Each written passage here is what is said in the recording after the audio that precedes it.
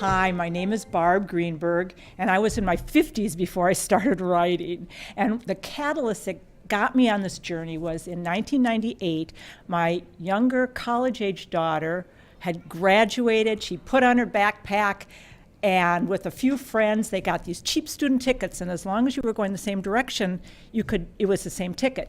So we were getting phone calls from Fiji and New Zealand, all these wonderful things, and then we got the dreaded parents' middle of the night phone call from Australia that there had been a car accident. She was on life support and in a coma, and we better get there right away. So we got there as soon as you can get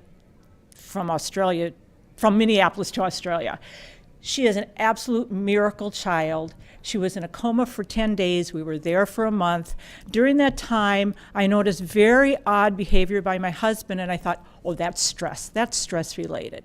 And then I realized, no, that was there all the time. And it was either very well hidden or I didn't want to see it, and I didn't want to acknowledge it. When we got back to the States, I had lunch with a friend who said, there's a lot of things in your story that could help a lot of people. I think you should write a book. And I went, okay, when you don't know any better. So my first book is Hope Grew Round Me. And it started out being the story of how my daughter survived her accident and ended up also being the story of how I followed her lead, saw her courage, and decided to save my life as well. So those of us who have been in crises, you usually wait until it's over and then you have your come apart, right?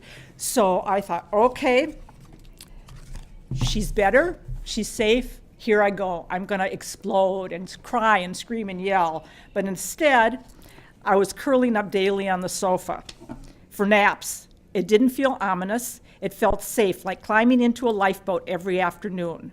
Why did I need a lifeboat? What was sinking? I looked around. I sat on the sofa and stared at the tree outside the patio door as though I were staring at a receding shore. It wasn't a pretty tree.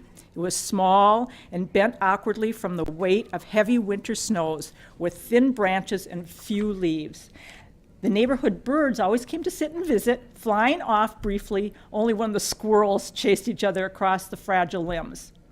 A tide seemed to be carrying me away from all these signs of life.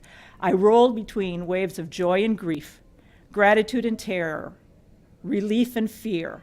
Like a castaway on the cold seas, I soon became numb, symptoms of depression.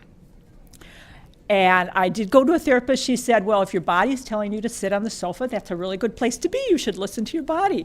And then I thought, I was afraid of turning into a lady with pink fuzzy slippers and a ratty bathrobe who sat with the remote control in one hand and a Twinkie in the other. If I weren't doing something, I had no value. I was defective. I couldn't believe there was integrity in just being.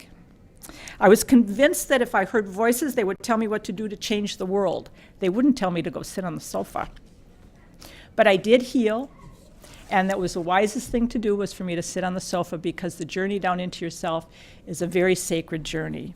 So the story continues, and near the end, I wonder, with all that had happened, how was I different? Is it possible to have gone through such an intense trauma and have no revelation or transformation? Hard as I tried, I didn't see one. Maybe I was simply more of myself than I had been before, myself in greater depth. And that was the result of an excavation, not a revelation. In the darkness I had traveled, I had found abandoned pieces of myself and gently carried them with me when I came back into the light. If it were not for the accident, I may have never gone into that place and would have been forever scattered and separated. There are more pieces to find in a lifetime of searching, but this is a beginning. And as for my daughters, I can't see the private shifts that they've made to accommodate this tremendous experience, but I picture a concrete foundation of a home suddenly cracked open. The split can't be repaired, and a choice has to be made. Do you throw an area rug over the spot and try not to trip over it? Or do you celebrate the space, planting flowers in the earth that has miraculously appeared? And I believe my daughters are the gardening type.